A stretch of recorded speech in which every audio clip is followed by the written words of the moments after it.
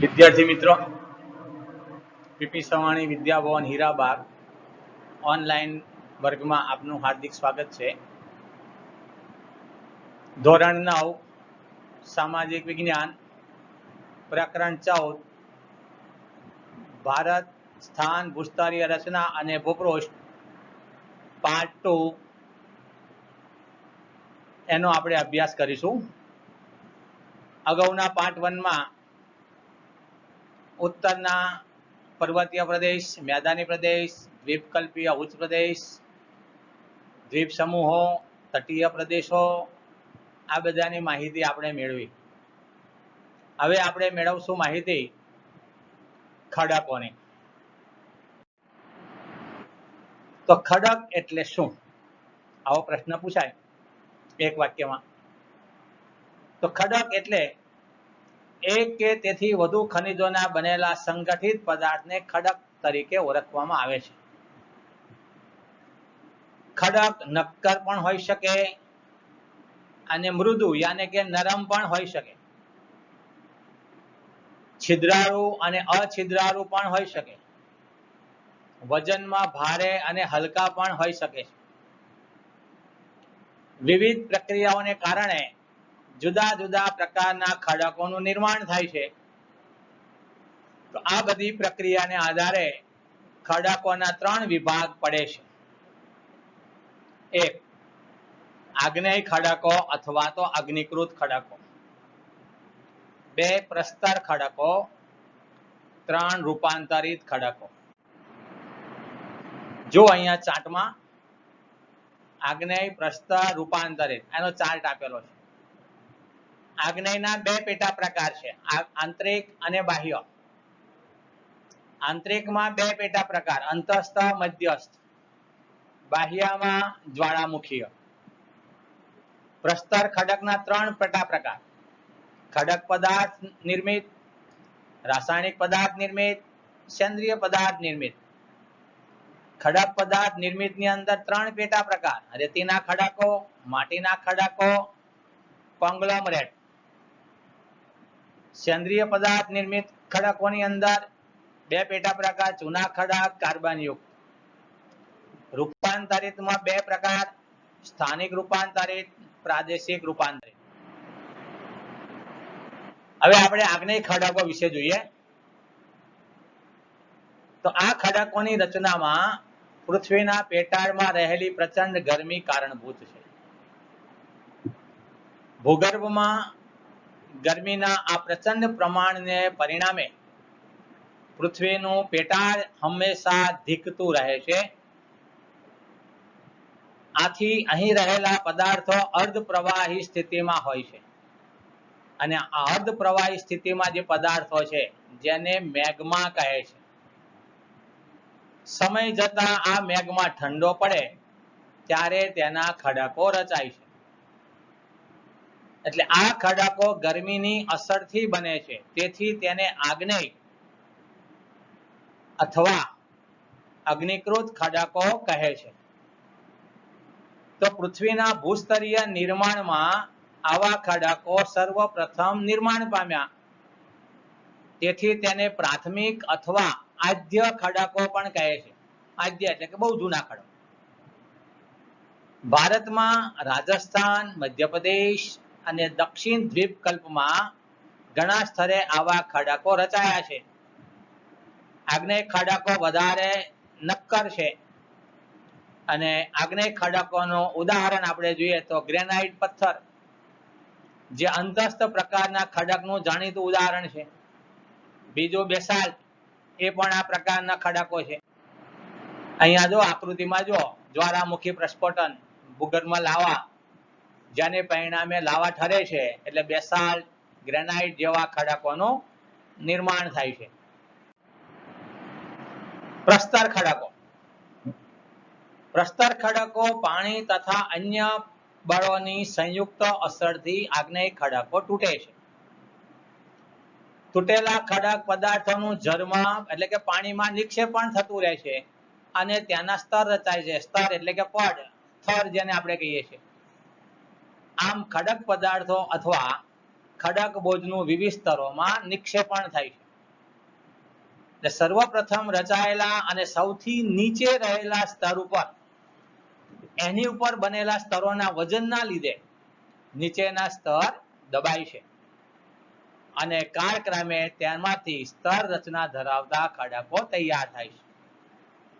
તેથી આવા ખડકોને પ્રસ્તર ખડકો પણ કહે છે. દાખલા તરીકે ચિરોડી યાને કે જીપ્સમ, ચૂના ખડક, કોલસો. બિહાર અને ઝારખંડ જેવા રાજ્યોમાંથી કોલસો અને ચિરોડી મળે છે.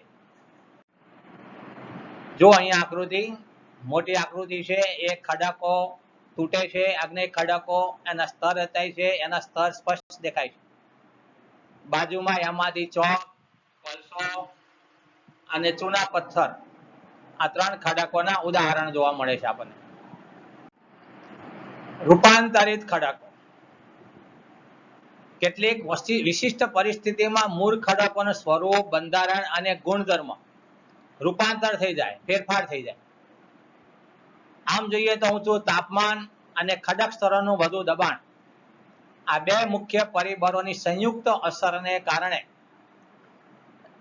આગ્નેય અને પ્રસ્તર ખડકો એકદમ નવું સ્વરૂપ ધારણ કરે છે.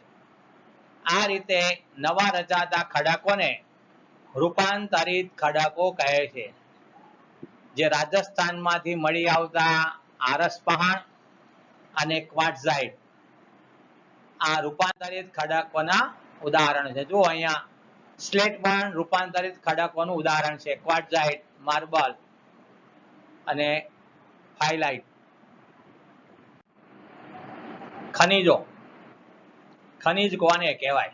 આમ સામાન્ય ભાષામાં ચોથા પાંચમાના સામાજિક વિજ્ઞાનમાં જોઈએ, પર્યાવરણમાં એમાં તો ખ એટલે ખનન, જ એટલે જન્મવું.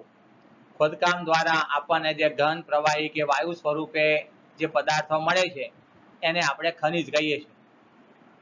પણ એની વ્યાખ્યા જો વ્યવસ્થિત સમજવી હોય તો કુદરતી કાર્બનિક અને અકાર્બનિક ક્રિયાથી તૈયાર થતા અમુક ચોક્કસ રાસાયણિક બંધારણ ધરાવતા પદાર્થોને ખનિજ તરીકે ઓળખવામાં આવે છે. ખનિજો પૃથ્વીના પેટાળમાંથી ત્રણ સ્વરૂપે મળે: ઘન, પ્રવાહી અને વાયુ સ્વરૂપે. પૃથ્વીની સપાટીની ભૂસ્તરીય રચના ઉપર ખનિજો આધાર રાખે છે. લોખંડ, તાંબુ, સોનું અને ચાંદી, આ બધા ખનિજો આગ્નેય ખડકોમાંથી મળે છે. જ્યારે કોલસો, ખનિજ તેલ, કુદરતી વાયુ આ પ્રસ્તર ખડકમાંથી આપણને પ્રાપ્ત થાય છે. સ્લેટ, આરસપાણ અને હીરા જે રૂપાંતરિત ખડકોમાંથી આપણને મળે છે. તો આપણી પાસે ખનિજો દરેક જગ્યાએ સરખું નથી. કોઈ જગ્યાએ ખનિજો છે, કોઈ જગ્યાએ બિલકુલ ઓછા છે, કોઈ જગ્યાએ બિલકુલ નથી. તો આવા ખનિજોનું વર્ગીકરણ કરવું બહુ શક્ય નથી. પણ આપણા રોજિંદા વ્યવહારમાં લગભગ 200 જેટલા ખનિજોનો આપણે ઉપયોગ સીધી કે આડકતરી રીતે કરીએ. એટલે ખનિજનો સર્વમાન્ય વર્ગીકરણ શક્ય નથી, પણ તેમનું સામાન્ય વર્ગીકરણ આ પ્રમાણે કરી શકાય.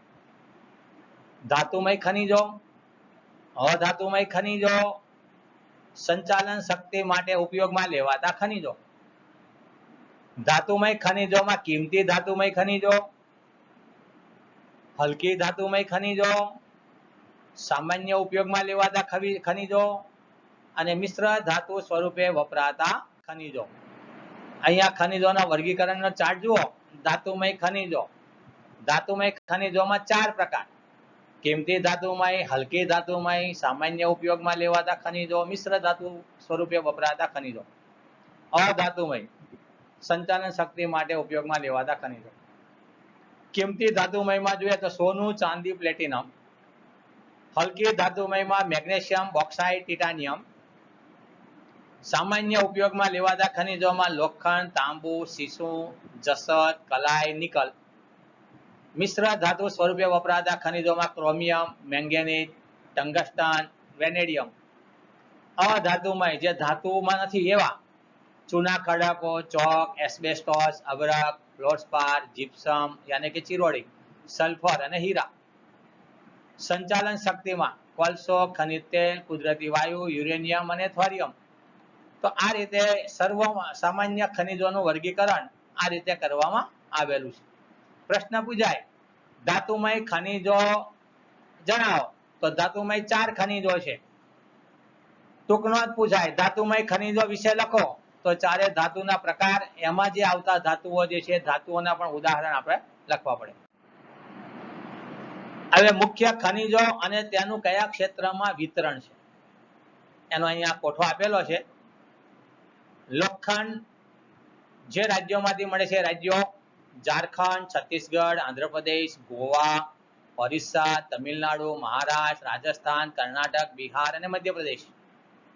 મેંગેનીઝ કર્ણાટક, ઓરિસ્સા, મધ્યપ્રદેશ, મહારાષ્ટ્ર, ગોવા.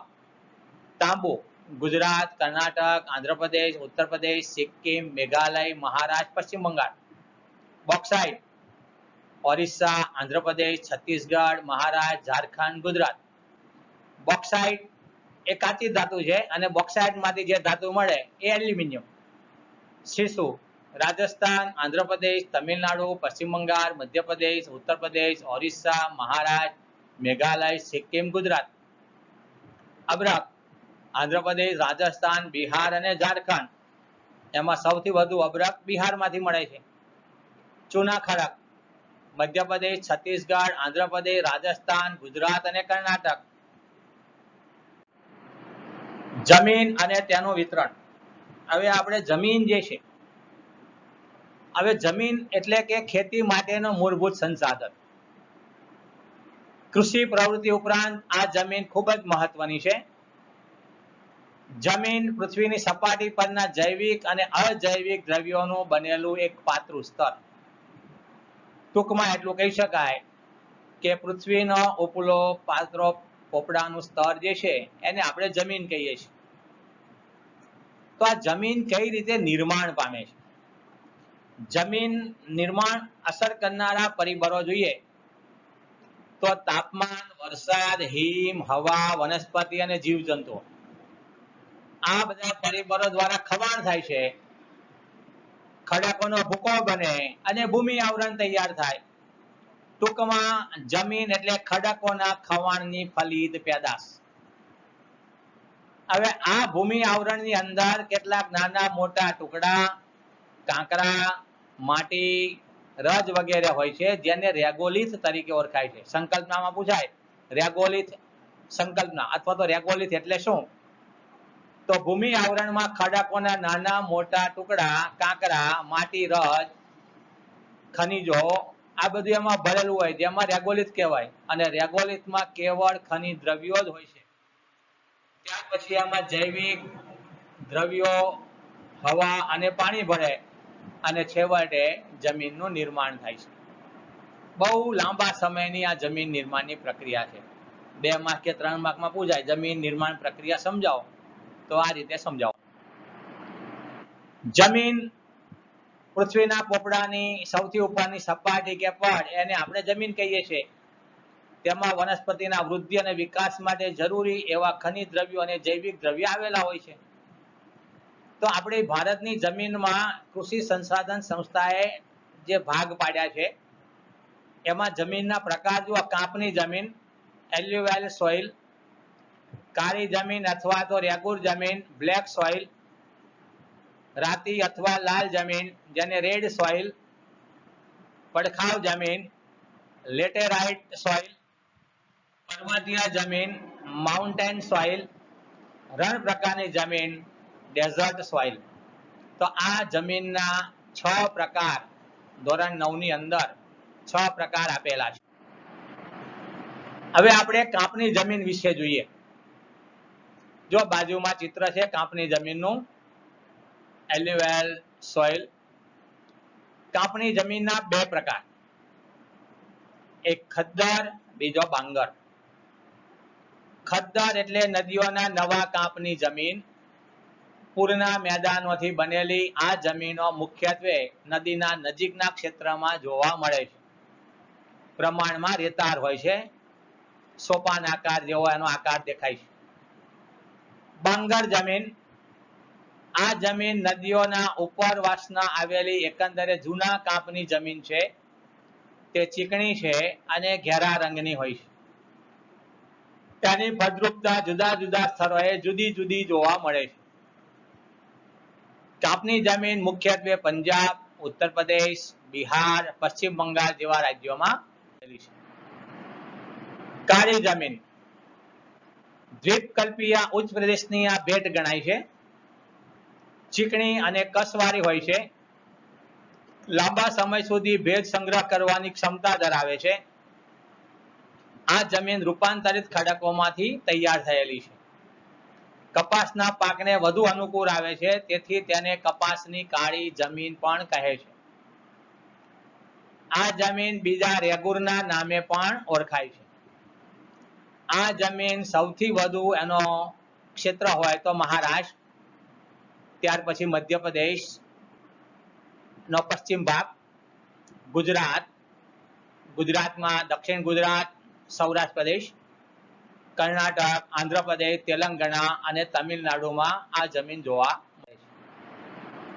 રાતી અથવા તો લાલ જમીન આગ્નેય અને રૂપાંતરિત ખડકો ધરાવતા ક્ષેત્રમાં રાતી જમીન આવેલી છે. હવે આ જમીનમાં લોહ તત્વ અને સેન્દ્રિય તત્વો છે, એટલે જમીનનો રંગ રાતો દેખાય છે. આ જમીન પ્રમાણમાં છિદ્રાળુ અને ઉપજાઉ છે. મોટે ભાગે આ જમીન જે રાજ્યોમાં જોવા મળે છે એ રાજ્યોમાં જોઈએ તો ગોવા, તમિલનાડુ, કર્ણાટક, આંધ્રપ્રદેશ, ઓડિશા અને ઝારખંડ. પડખાવ જમીન, પડ એટલે કે સ્તર, ખાવ એટલે કે ખવાઈ જવું. લેટરાઇટ નામ લેટિન ભાષાનો શબ્દ લેટર એટલે કે ઈંટ ઉપરથી આ લેટરાઇટ જમીનનું નામ પડ્યું છે. વધુ વરસાદને કારણે અહીંયા તીવ્ર ધોવાણ થાય છે, જેને પરિણામે પડખાવ જમીન તૈયાર થાય છે. વધુ વરસાદને કારણે જમીનના ઉપરના સ્તરમાંથી પોષક તત્વો ધોવાઈને નીચેના સ્તરમાં ઉતરે છે. જૈવિક દ્રવ્યોનું પ્રમાણ ઓછું છે, માટે એની ફળદ્રુપતા પણ ઓછી છે. લાલ રેતીના પથ્થરોમાં લોહ તત્વ અને એલ્યુમિનિયમ તત્વો હોય છે, એટલે આ પથ્થરોના ધોવાણથી અહીંની જમીન રાતા રંગની હોય છે. આ જમીન મોટે ભાગે દક્ષિણના પહાડી પ્રદેશો, દાખલા તરીકે કર્ણાટક, કેરળ, ઓડિશા અને પૂર્વોત્તરના કેટલાક ભાગોમાં, પશ્ચિમ ઘાટની ગિરિમાળામાં અહીંયા તીવ્ર વરસાદ પડે છે, 300 સેન્ટીમીટર કરતા વધુ, એટલે અહીંયા જમીનનું ઉપલું સ્તર ધોવાઈ જાય છે, માટે પડખાવ જમીન બને છે. પર્વતીય જમીન અથવા તો પહાડી જમીન, આ જમીનની અંદર જંગલો પુષ્કળ પ્રમાણમાં હોય છે, એટલે જૈવિક દ્રવ્યોનું પ્રમાણ પણ વધારે હોય, પણ બધી જગ્યાએ એક સરખું પ્રમાણ હોતું નથી. અલગ અલગ સ્તરે આ જમીનની ફળદ્રુપતા પણ જુદી જુદી જોવા મળે છે. ખાસ કરીને ભારત તરફની શિવાલિકની પર્વત શ્રેણીઓ પર આ જમીન ઓછી કસવારી અને અપરિપક્વ જણાય છે. રેતાળ, છિદ્રાળુ, જૈવિક દ્રવ્યોના અભાવવાળી આ જમીન છે. દેશના પર્વતીય વિસ્તારોમાં જોવા મળે છે, ખાસ કરીને મેઘાલય, અરુણાચલ પ્રદેશ, પૂર્વની પર્વત શ્રેણીઓ, ઉત્તરાખંડ, હિમાચલ પ્રદેશ અને જમ્મુ કાશ્મીર રાજ્યોમાં આ પર્વતીય પ્રકારની જમીન જોવા મળે છે. રણ પ્રકારની જમીન રેતાળ અને ઓછી ફળદ્રુપ છે. તેમાં ક્ષારકણોની અધિકતા અને જૈવિક દ્રવ્યોની ઓછપ જોવા મળે છે. આ જમીન સૂકા અને અર્ધ સૂકા વિસ્તારમાં જોવા મળે છે, ખાસ કરીને ગુજરાત, રાજસ્થાન, પંજાબ, હરિયાણાના વિસ્તૃત એવા સૂકા ક્ષેત્રોમાં જમીન જોવા મળે છે. પણ આ જમીનમાં જો સિંચાઈની સગવડ થાય, એટલે આ જમીનમાં સિંચાઈની સગવડ થઈ છે, ત્યાં જુવાર અને બાજરીનો પાક પણ લઈ શકાય છે. નકશો જુઓ, જમીનના પ્રકાર પૂછવામાં આવે કે જમીનનો કોઈ પણ એક પ્રકાર પૂછવામાં આવે 6 માંથી, તો પીળો કલર છે કાંપની જમીન છે. જુઓ, પશ્ચિમે પંજાબથી માંડી પૂર્વમાં આસામનો વચ્ચેનો ભાગ જે છે પીળો કલર, ગુજરાતનો કેટલોક પ્રદેશ છે, પૂર્વ ઘાટની ગિરિમાળામાં કે તટીય મેદાનોમાં કેટલોક પ્રદેશ છે, તો તો આ બધી કાંપની જમીન છે. ગોદાવરી, મહા, કૃષ્ણા, કાવેરીના અમુક ત્રિકોણ પ્રદેશ. વચ્ચેનો જે કાળો ભાગ દેખાય છે મહારાષ્ટ્ર, મધ્યપ્રદેશનો પશ્ચિમ ભાગ, કર્ણાટકનો કેટલોક ભાગ છે, આપણા ગુજરાત, દક્ષિણ ગુજરાત, સૌરાષ્ટ્ર, આ કાળી જમીન છે. લાલ કલર છે રાતી જમીન છે. પૂર્વેતર રાજ્યોમાં જુઓ મેઘાલય, નાગાલેન્ડ, ત્રિપુરા, ઓરિસ્સા, આંધ્રપ્રદેશનો કેટલોક ભાગ છે, તમિલનાડુનો ભાગ છે, મહારાષ્ટ્રનો કેટલોક ભાગ છે. લેટરાઇટ જમીન જે લીલો કલર બતાવે છે તે પશ્ચિમ ઘાટની ગિરિમાળા જુઓ, મેઘાલય જુઓ, પશ્ચિમ બંગાળનો વિસ્તાર છે, કેટલોક ઓરિસ્સાનો વિસ્તાર છે, જે પહાડી વિસ્તારો છે ત્યાં. કોફી કલર જુઓ છેક ટોચ ઉપર જમ્મુ, કાશ્મીર, ઉત્તરાખંડ, અરુણાચલ પ્રદેશ, સિક્કિમ, પર્વતીય જમીન છે. જ્યાં બ્લુ કલર છે, આસમાની કલર, ભૂરો કલર, રાજસ્થાનનો રણ પ્રદેશ. તો આ રણ પ્રકારની જમીન છે. તો મિત્રો આ પાઠ તો પૂરો કરીએ છીએ. 14મું પ્રકરણ સંપૂર્ણ રીતે આપણે પૂર્ણ કરીએ છીએ. તો 14મા પ્રકરણના પાર્ટ 2 ના પણ સ્વાધ્યાયમાં આવતા પ્રશ્નોના જવાબ નકશા પૂર્તિની અંદર નકશા પૂર્તિ એ ગૃહ કાર્યની અંદર કરવાનું રહેશે. બીજું, પાઠ્યપુસ્તક નું વાંચન કરવું, જેટલું ચાલેલું છે સંપૂર્ણ પાઠ એનું સ્વાધ્યાય કરવું, નકશા પૂર્તિ કરવી, વાંચન કરવું. તો દરેક વિદ્યાર્થીઓને ખાસ જણાવવાનું કે સંપૂર્ણ અભ્યાસક્રમ પરીક્ષામાં જ્યારે પૂછાતો હોય ત્યારે આપણે જેટલા ચેપ્ટર ચાલે છે એ તમામ ચેપ્ટરનું સ્વાધ્યાય આપણે ઘરે નિયમિત કરીએ, નિયમિત અભ્યાસ કરીએ અને પરીક્ષામાં સારું પરિણામ મેળવીએ એવી અપેક્ષા સહ થેન્ક યુ.